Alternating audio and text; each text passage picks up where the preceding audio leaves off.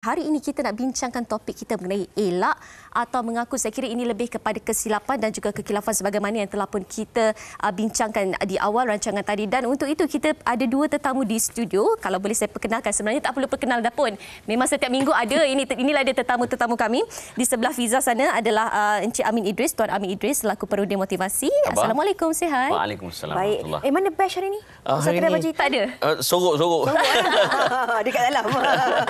Dan di sebelah kanannya pula adalah Ustaz Jazlan Abdullah selaku penceramah bebas. Sihat Ustaz? Alhamdulillah sihat, syukur. Alhamdulillah. Okey, kalau kita cakap tentang elak atau mengaku ni, ini perkara yang kebiasaannya kita lakukan, kita bualkan, kita bincangkan di kedai kopi hari-hari. Tapi kita cakap tentang elak ni, kita cerita pasal elak dulu ya. Kadang-kadang ada orang kata dalam situasi tertentu, bila kita mengelak, katalah kita ditanya soalan ataupun kita dimarahi, kita mengelak untuk menjawab. Ada setengah orang beranggapan bahawa tak menjawab tu maksudnya nak mengelak daripada situasi ataupun sebenarnya melawan dalam diam. Tetapi kalau kita jawab pula ataupun mengaku, kadang-kala itu juga boleh menjadi satu perbalahan. Bagaimana kita nak melihat konteks elak dan juga mengaku ini dalam konteks motivasi ataupun psikologinya, Amin? Sebelum tu saya just nak mengakulah yang saya datang direct daripada Intan tadi, Bukit Kiara. So sekarang ni warga Intan satu kursus dan menuntun. Kita live kan. Hai. Okey, saya nak quote dua tragedi berdarah yang berlaku dalam sejarah Islam. Pertama, kisah pembunuhan Saidina Osman radhiyallahu anhu. Saidina Osman sewaktu menjadi khalifah, dia memerintah kurang lebih 12 tahun. Dia dibunuh dalam rumah dia ketika waktu subuh dia sedang membaca Quran, waktu asar, dan Quran yang dia sedang baca tu ada darah dia, dan sekarang ni ada disimpan di Uzbekistan. Kisah dia macam mana Osman dibunuh ialah kerana dia difitnah. Terlalu banyak orang tuduh macam-macam. Orang tuduh Osman ni telah melakukan pelantikan kronisme di dalam kabinet beliau. Bahkan beliau juga mengumpul kekayaan banyak lagi lah. Tapi akhirnya ketika Osman dikepung untuk satu tempoh yang lama, Osman jawab satu persatu. Dan semua fitnah itu ternyata tidak benar. Tapi akhirnya Osman dibunuh. Selepas Osman dibunuh, maka dipilih Ali mengganti Saidina Osman sebagai khalifah. Para sejarah bincang tahu, kenapa Osman diperlakukan sebegitu dibandingkan dengan khalifah sebelum Osman, itu Omar. Kerana Omar ni dia tegas. Siapa buat hal, siap kau. Kau buat pasal, aku jawab terus. Tapi Osman ni dia lembut sifat dia. Karakter dia jenis pendiam. Orang tuduh dia diam. Orang fitnah dia diam. Sampai satu tahap bila dia dikepung, akhirnya dia tak boleh nak buat apa-apa. Bahkan sahabat nak tolong dia, Osman kata jangan pergi. Walaupun Ali telah menghantar Hasan dan Hussein, Abu Hurairah pun pergi kan untuk mempertahankan Osman, tapi akhirnya dibunuh juga Osman. So kesimpulannya ahli sejarah bincang, ada beza seorang khalifah yang tegas seperti Omar dan seorang khalifah yang sedikit lembut seperti Osman. Saya nak relate dengan persoalan ni. Ada orang bila dia dimarahi, dia jawab sebab dia memang jenis fighter. Ada orang jenis pasrah. Kata apa pun. Pasrah bukan bermaksud lemah. Tapi akhirnya orang nampak dia lemah. Kan? Pan dia senyap sampai satu tahap akhirnya menjadi fitnah pula pada dia. Walaupun benda itu tak betul. Sebab dia senyap je. So, saya rumuskan untuk menjawab soalan ni, takut nanti saya seorang dia menjawab. Ustaz main jauh dia prepare pada semalam ni. Minggu lepas lagi bincang. Kan? Hebat. This is all about communication dan interaksi. So, komunikasi ni dia bukan objektif, dia macam ABC. Lain orang, lain cara. Komunikasi ni dia macam main golf. Saya ingat mak saya pernah bebel. Dia kata, apa ke benda main golf bawa kayu banyak dalam beg tu kan? Sebenarnya, dia kata, kenapa tak buat satu batang golf saja? Rupa-rupanya, main golf ni lain kedudukan bola, lain kedudukan kekuatan angin, lain kayu digunakan. Tahu juga baru tahu kan? Saya pun tak main congkak je. So, sama juga komunikasi. Ada orang bila kita berhadapan dengan konflik, orang tu bila dia hentam kita, sesuai dengan dia, kita kena jawab. Okey. Tapi ada orang yang kita kena diam. Sebab mungkin dengan kita menjawab, mudarat dia lagi besar daripada menjawab. Okey. Okey. Ada orang, bila diam tu lagi bagus. Okey, ada dua konteks yang Amin kongsikan di sini, sama ada diam bagi mengelakkan mudarat ataupun kena menjawab bagi mengelakkan diri daripada Termasuk mengaku tadi lah. Ya, mengaku. Mungkin dari sudut pandang agama pula, kalau kita lakukan sesuatu kesalahan ataupun kesilapan sendiri, kita nak ambil yang mana? Kita nak berdiam diri ataupun kita nak mengaku? Kalau mengaku pun boleh jadi gaduh, kalau tak mengaku pun boleh jadi salah faham. Betul. Dua-dua salah Baik, Satu bismillah. Bersalah kita ni.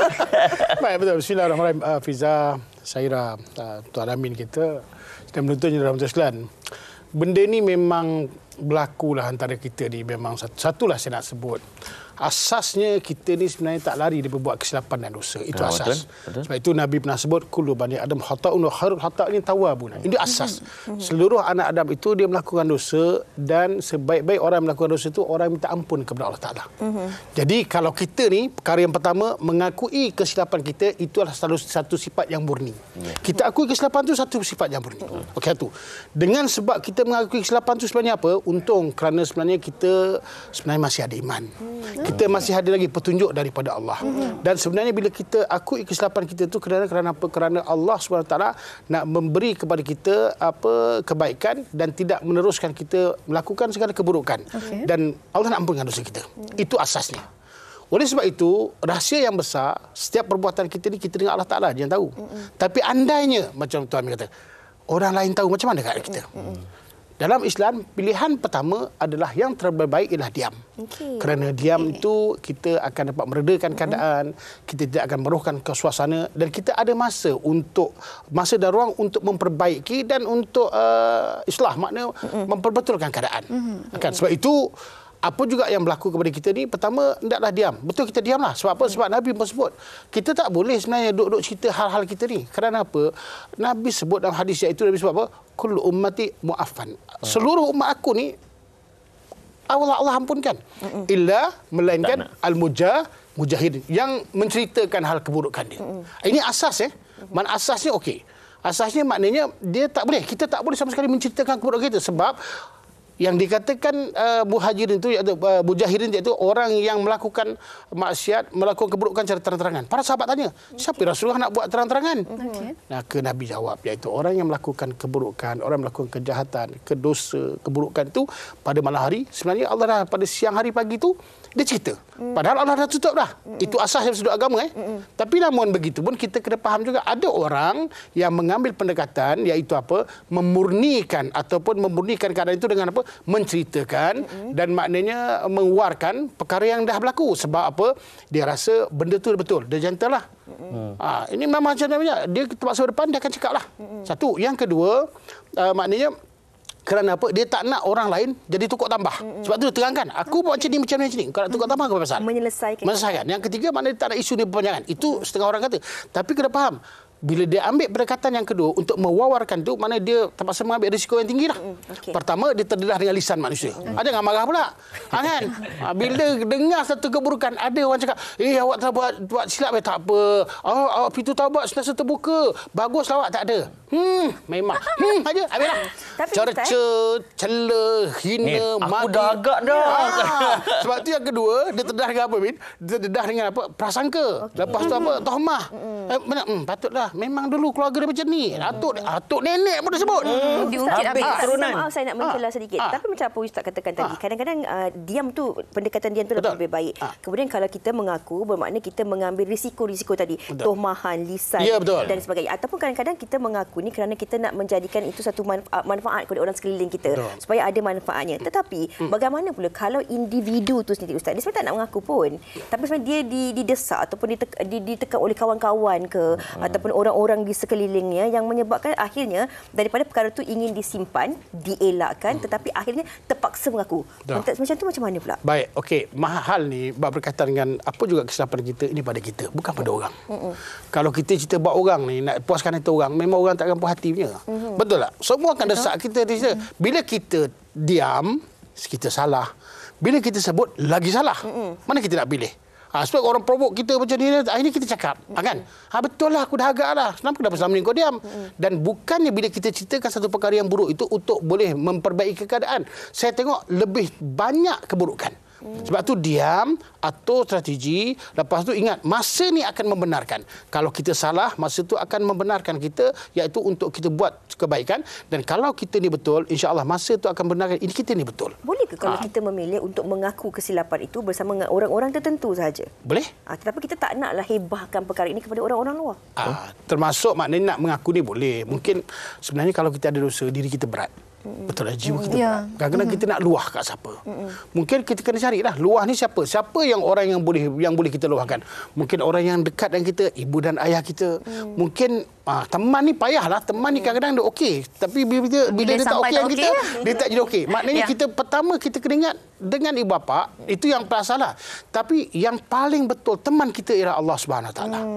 Itu yang paling maknanya paling bagus, paling baik, boleh mengubat hati kita, dan insya-Allah bila kita sebut perkara tersebut Allah akan bantu. Dan kalau kita sebut dengan mak dan ayah kita, insya-Allah di situlah ada nasihat yang baik. InsyaAllah mereka akan doakan. InsyaAllah. Okey, amin. Okey, baik. Ini bukan saya tadi kan. Amin. Amin. Kejap lagi ada soalannya. Ya, saya tadi kan. Tadimannya untuk hari ini, tapi sebelum tu kita nak dengar apa juga pandangan rakan-rakan kita di luar sana tentang topik kita untuk hari ini. Tersedak kejap. Sabar, Pak Kiai. Sabar.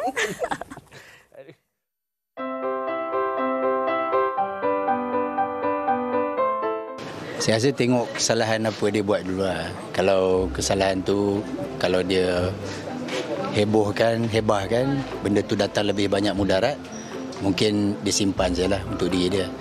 Tapi kalau ada keperluan untuk dia mengaku, untuk mengelakkan mudarat tu lebih besar, saya rasa baik mengaku lah. Kalau saya sendiri pun tengok pada isu ataupun perkara yang di hadapan saya tu lah. So kalau saya rasa benda tu tak perlu pun saya nak kecoh-kecohkan, nak besar-besarkan, saya simpan pada diri saya lah. Tapi kalau saya rasa benda tu perlu saya akui ataupun perlu saya hebahkan, kena buat lah. Dia bergantung pada situasi jugalah. Kalau masalah tu sangat besar, better kita mengaku je lah salah tu. Kalau tak, just kita try to hint je lah orang tu. Bagi saya more open. If dia ada rasa salah, bagi tahu je. So at least kita boleh perbetulkan diri kita, dan kita boleh orang kata selesaikan isu yang ada tu. So better be open. Kalau pendapat saya, better mengaku je lah. Sebab nak tamatkan spekulasi orang kan, nanti orang fikir yang bukan-bukan nak. Jadi bila kita beritahu apa yang sebenarnya, kita tamatkan teruslah. So lagi baik kita mengaku kesalahan kita lah. Lagi gentleman kan. Baik, itu antara pandangan rakan-rakan kita di luar sana. Tapi kita nak raikan juga pendapat rakan-rakan ataupun perkongsian daripada rakan-rakan kita di Facebook. Antaranya Fiza dari Liana A. Mahat katanya, pasangan perlu jujur untuk kita lebih rasa tenang dalam hidup berpasangan. Kita kena fikir bahawa pengakhiran hidup kita yang perlu kita ubah. Yang lepas jadikan iktibar dan jangan berniat untuk ulang. InsyaAllah hati pun akan tenang andai kita sedia menerima perubahan pasangan, dan kena juga bersedia untuk mengubah diri untuk jadi lebih baik. Ingat, kita boleh ubah diri kita, jangan kita meminta-minta orang untuk buat yang terbaik. Okey, wow, panjang ini daripada Aimi Zainal pula. Dia kata, Cik Amin dan juga Ustaz, dia kata penonton, saya mengaku saya mengelak bercakap tentang perasaan saya kepada suami. Kalau saya penat, marah, sedih ataupun gembira, semua akan diekspresikan dengan tingkah laku saya tanpa pengakuan secara verbal. Oh, ni bahaya juga. Bahaya juga dia. Okey, baik. Tetapi kalau kita lihat dalam keadaan sekarang ini, kita adanya social media yang memberi ruang kepada netizen-netizen membawang, netizen-netizen bercakap dan sebagainya. Kalau kita buat kesalahan, andai kata seseorang itu pula selebriti, nak salah pun kena kecap dengan netizen, nak elak pun kena kecam dengan netizen. Bagaimana kita nak cari titik tengah tu? Sebab untuk kita diamkan semua orang. Salah satu kesilapan masyarakat kita ialah pertama, tadi kita dah settle yang pasal bila kita buat salah, kita kena akui yang kita manusia, ada dosa kita. Yang kedua, yang satu kesilapan masyarakat kita salah faham ialah bila jumpa pakar psikologi, bila jumpa pakar psikiatri, kita anggap itu sebagai satu masalah. Walhal malu bila jumpa tu maknanya itu tanda kau bermasalah. Tak. Even you tak ada masalah pun, you boleh pergi jumpa pakar psikologi. Kalau you tak ada problem pun, you boleh jumpa pakar psikiatri. Sembang dan sebagainya, luahkan dan sebagainya. Tapi disebabkan stigma ini, bila kita ada masalah, kita tak jumpa orang-orang begitu. Akibatnya, kita salurkan segala masalah kepada saluran-saluran yang tak betul. Termasuklah social media. Bila tak perhati, bila kita down, kita tak perhati orang, kita bawa social media. Caption. Caption pula tu. Atau hashtag pun boleh tahan juga. WhatsApp status. WhatsApp status, nampak tak? Bengang dengan bini, buka social media. Bengang dengan suami, buka social media. Akhir sekali, masalah bertambah masalah dan tak dapat diselesaikan. Sebab apa? Stigma tadi. Dan saya setuju sangat bila Ustaz kata tadi, salah satu cara untuk kita luahkan adalah kita bangun di 1/3 malam, hampas sejadah, bermunajat pada Tuhan. Satu lagi, titik pertengahan yang saya nak tekankan ialah berhati-hati dalam memilih BFF. Sebab ada orang bila dia nak mengaku, lepas tu dia anggap itu BFF. Tapi akhir sekali BFF ni dia riwayat kat orang lain. Kerana dia pesan kat orang lain, kau jangan cerita kat orang lain. Orang tu sama, dia pergi kat sana pula. Dia pusing. Sekali sampai kat empunya badan. Dia kata jangan cakap dengan orang lain. Dia pun, mana kau tahu? Kalau tak sampai kat empunya badan, kau tiba-tiba dah kat media sosial? Lagi teruk, nampak tak? So that's why kita berhati-hati dalam memilih orang. Saya sangat-sangat menekankan, kalau kita ada masalah jiwa ke apa, jumpa orang yang pakar. Sebab mereka ada etika. Bahkan kalau mereka buka social media, mereka boleh didakwa di atas kesalahan tersebut. Jadi, jangan kita pandang remeh adanya pakar psikologi, adanya pakar psikiatri. Bahkan ustaz pun belum tentu tempat untuk kita luahkan perasaan. Nampak tak? Saya sendiri pun ada juga DM kan. Saya ada masalah ni. Saya tak layan. Sebab aku tak reti. Kan? Adalah walaupun saya ambil psikologi dulu, tapi itu bukan bidang saya. Faham. Okey. Sekian, terima kasih. Sama-sama. Kita nampak semangat ya di situ. Ya, betul. Tambah sikit yang kat tengah tengok tu. Okay. Tapi kalau kita cakap tentang konteks elak ni, kadang-kadang ada orang dia mengelak untuk mengelakkan perbalahan. Macam kita dah kongsikan dari awal tadi. Kerana kalau dia tahu, kalau dia mengaku, benda ni akan menjadi lebih mudarat ataupun lebih membawa kepada masalah. Contohnya, minta izin dengan minta maaf, dia pilih untuk minta maaf. Betul Ustaz? Kau je dah tahu je. Dalamnya masuk tu Saya setakat ni. Ustaz saya tak tahu langsung. Bukan nama saya minta dia. Bye. Okey.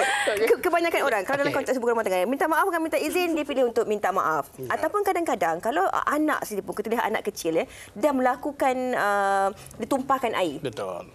Bila mak dan ayah dia tanya, siapa yang buat ni? Daripada dia mengaku, kebiasaannya dia akan cuba mengelak kerana nak menyelamatkan keadaan. Betul. Kalau kita lihat, ini dah menjadi macam kebiasaan dalam masyarakat kita, Ustaz. Macam mana tu? Baik, bismillahirrahmanirrahim. Benar, betul. Sebab apa? Kadang-kadang, kenapa kita diam? Kenapa kita tak cakap pada waktu tu? Sebab dia kadang-kadang kita ambil masa yang lama atau ambil bertangguh tu sebab apa? Untuk meredakan keadaan. Mungkin waktu tu kalau kita nak cakap, waktu tu tidak sempurna kita nak cakap. Kenapa? Ambil berpeluh, Ustaz? Saya pun tahu. Saya. Okey. Kita nak cakap ni, kita kena faham satu perkataan yang kita nak gunakan. Kedua, masa yang kita nak cakap. Betul tak? Lepas tu, perkara yang ketiga, apa benda yang kita nak cakap. Maknanya kalau kita nak cakap benda tu yang boleh merosakkan hubungan kita, buat apa kita nak cakap hari ni? Macam anak-anak kan, kalau cakap, mana saya Martin. Dia buat apa ni? Tak ada. Pasal dia tak buat kan. Dia masukkan pensel dekat kawan dia. Dia kata macam tak buat. Tapi hanya kata dia buat. Kenapa tak buat? Dia takut kena marah. Maknanya memang dia ambil masa. Budak kecil pun faham hal itu.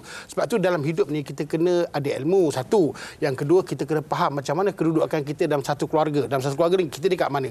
Lepas tu percakapan kita nak apa? Adakah percakapan kita itu jadi baik atau jadi perbalahan? Kan? Nak minta izin ke nak minta maaf? Ada masalah. Ustaz pilih mana, Ustaz? Ustaz pilih mana? Saya lebih senang minta izin lah. Biar pegang dulu tak apa. Damai kemudian, Ustaz. Ustaz berani Ustaz. Satu Malaysia tengok ni. Betul. Isi saya pun tengah tu. Okey. Sembang boleh. Dia macam lah. Minta izin ke minta maaf? Minta maaf lah. Sebab perlawanan.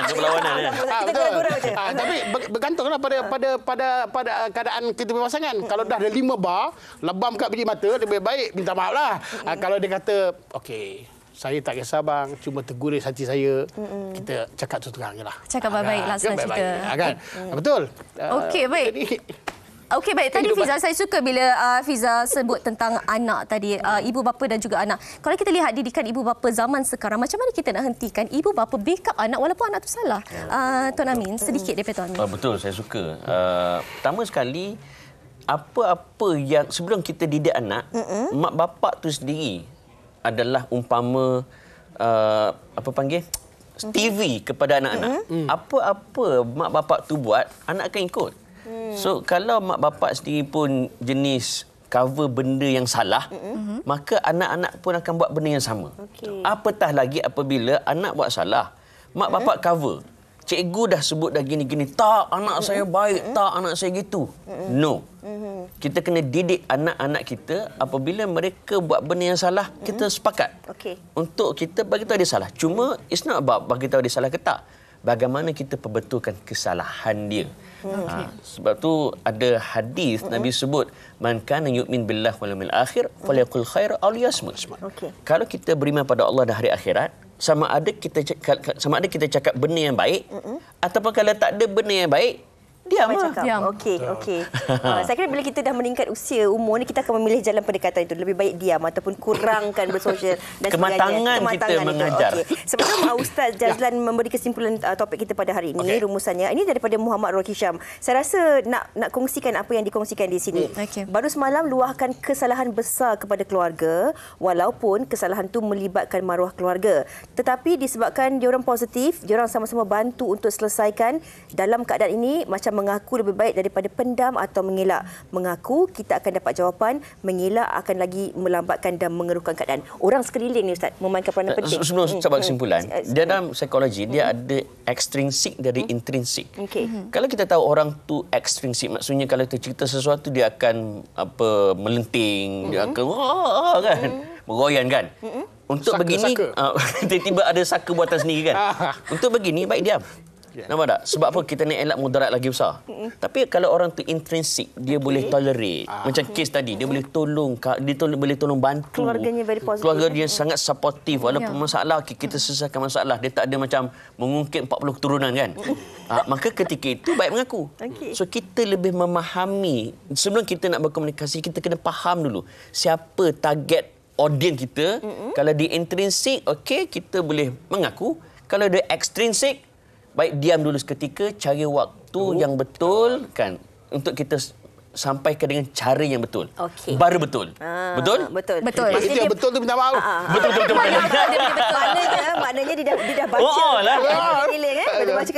Dia baca keadaan sekeliling. Baca keadaan sekeliling. Baca keadaan sekeliling. Betul. Dia pusing sini ya.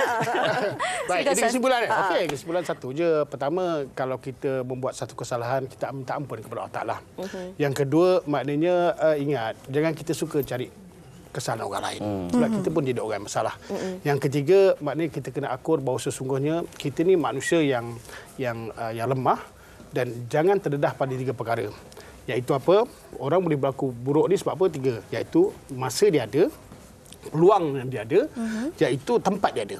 Kalau 3 benda ni kita dapat jaga, insya-Allah kita akan jauh daripada perkara-perkara yang buruk. Maknanya ingat peluang, masa dan tempat. Oleh sebab itu doalah.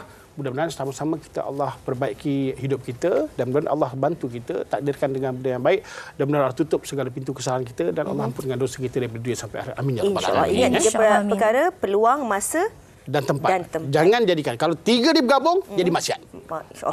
InsyaAllah kita dapat pesanan itu. Baik, Tuan Amin Idris dan juga Ustaz Jazlan Abdullah. Terima kasih banyak-banyak atas perkongsian, atas tips dan pelbagai cerita yang dikongsikan. Kita harapkan penonton-penonton di luar sana dapat manfaat dari apa yang kita bincangkan. InsyaAllah. Daripada elak ataupun mengaku, dah pun dikongsikan oleh Ustaz dan juga Amin tadi, sama ada kita elak untuk memberi manfaat ataupun kita elak untuk mengelakkan perbalahan ataupun mengaku juga untuk mengelakkan fitnah. Itu sebenarnya bergantung kepada intrinsik dan juga extrinsic. Pandai sebut.